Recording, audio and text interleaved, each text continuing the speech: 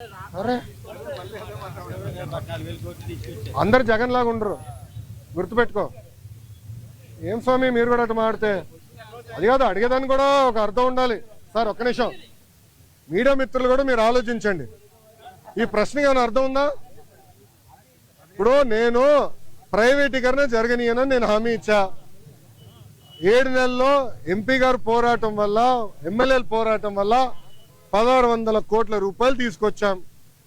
భారతదేశం వ్యాప్తంగా అన్ని ఉక్కు ఫ్యాక్టరీలు ప్రైవేటీకరణ జరిగే సమయంలో విశాఖ ఉక్కుకే, కేవలం విశాఖ ఉక్కుకే 11,000 కోట్ల రూపాయలు ఎక్విటీ రూపంలో, నాట్ డెట్, ఎక్విటీ రూపంలో కేంద్ర ప్రభుత్వం తీసుకొస్తుంది. రాష్ట్ర ప్రభుత్వం కూడా సుమారుగా 2,000 పైచిలుక కోట్ల రూపాయలు ఎక్విటీ రూపంలో తీసుకొస్తుంది. మళ్ళీ ప్రైవేటీకరణ అడుగుతాడు. నాకే అర్థం అవుతుంది, నీకు ఎంత సమాధానం చెప్పాలి రప్ప, మీరే చెప్పండి, నాకు అర్థం. ఒక నిమిషం, నేను చాలా స్పష్టంగా దీని గురించి చెప్పదలుచుకున్నాను. పిల్లలకి ఎలాంటి ఇబ్బంది లేదు ఈరోజు, ఎందుకంటే డైరెక్ట్ యజమాని అకౌంట్లో మేము వేస్తామని హామీ ఇచ్చాం. రైట్, ఆల్రెడీ ఫైనాన్స్ కూడా కేటాయించాం. ఓన్లీ ఇష్యూ ఏంటంటే కేంద్రం నుంచి దళితులకి కేంద్రం నుంచి డబ్బులు వస్తామా, అది లింకింగ్ ప్రాసెస్లో అయిపోతుంది, త్వరలో రిలీజ్ అవుతుంది. సో డైరెక్ట్ అకౌంట్లో వేస్తాం. ఎవరు పిల్లల అకౌంట్, తల్లిదండ్రులకి ఎలాంటి ఇబ్బంది లేదు, వాళ్ళని పిల్లలు చదివించుకోవచ్చు, యజమాని అకౌంట్లో వేస్తాం.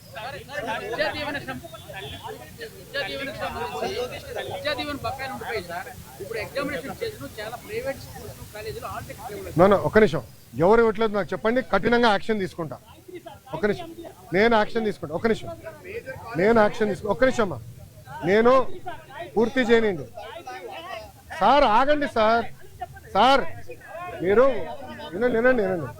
మేము కలెక్టర్ గారికి క్లియర్గా చెప్పాము, ఆల్ మేనేజ్మెంట్స్తో మాట్లాడమని చెప్పాము. ఎవరినట్టు చేస్తే కఠినంగా మేము యాక్షన్ తీసుకుంటాం, దాంట్లో ఎలాంటి సందేహం లేదు. పిల్లలు ఆగే ఎగ్జామ్ రాసుకోవచ్చు, డైరెక్ట్గా కాలేజ్ అకౌంట్లో డబ్బులు వేసే బాధ్యత మాది. ఓకేనా? ఇప్పుడు ఒక నిమిషం, గత ప్రభుత్వం, ఒక నిమిషం చప్పట్లు కొట్టే మనలో, గత ప్రభుత్వం సుమారుగా 3,000 కోట్ల రూపాయలు బకాయిలు పెట్టిపోయింది. ఎందుకు పెట్టారో వాళ్ళని అడగండి, కోడిగుడ్డుని అడగండి ఒకసారి, ఎందుకు బకాయిలు పెట్టిపోయినాడు. 3,000 కోట్ల రూపాయలు మేము కట్టాల్సిన అవసరం, కడతాం, టైం పడుతుంది. ఇంకా ముందర ఇయర్ రెగ్యులరైజ్ చేయాలి, బకాయిలు కూడా ఫేజ్డ్ మేనర్గా మేము చెల్లిస్తాం. ఓకేమా?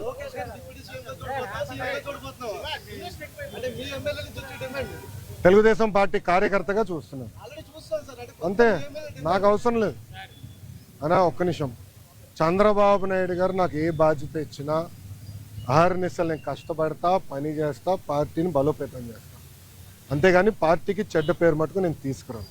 మీరు చూశారు, పాదయాత్రకి వెళ్ళా, నా వల్ల పార్టీకి ఏనాడు ఒక ఇబ్బంది కలగదు. నేను ఒక క్రమశిక్షణతో పార్టీ నాకు ఇచ్చిన ప్రతి బాధ్యత నేను నెరవేరుస్తాను, కట్టుబడి ఉన్నా. కొత్త కమిటీల్లో నేను కూడా ఒక చర్చ చేస్తున్నా, రేపు పాలిట్ బ్యూరోలో డిస్కస్ చేస్తున్నా.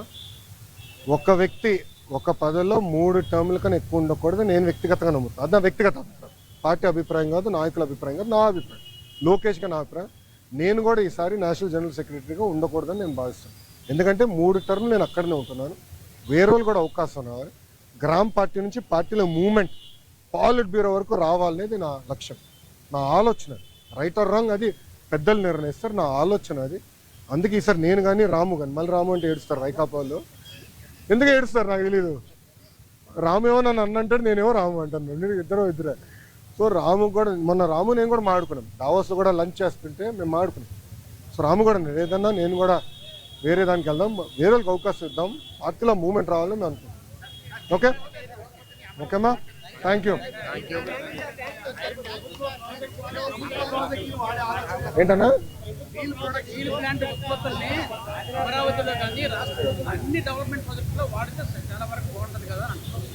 అన్న కరెక్ట్ అన్నా, కానీ దానికి ఏమవుతుందంటే అది లీగలీ బైండింగ్ ఆపవచ్చు, అది ప్రాబ్లం.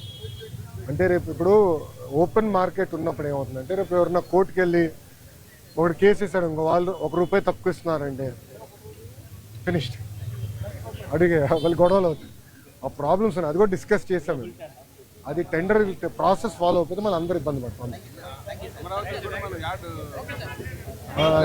ఓకేనా, హ్యాపీనా? All question answered. సాక్షి రాలా, నెక్స్ట్ టైం పట్టుకురండి, సాక్షిని. నేను ఎక్కడ ఉన్నా కదా. ఏం మరో సాక్షి టీవీ నేను రాలా వచ్చాడు టీవీ నేను వచ్చాడు రెడీగా ఉన్నాడు.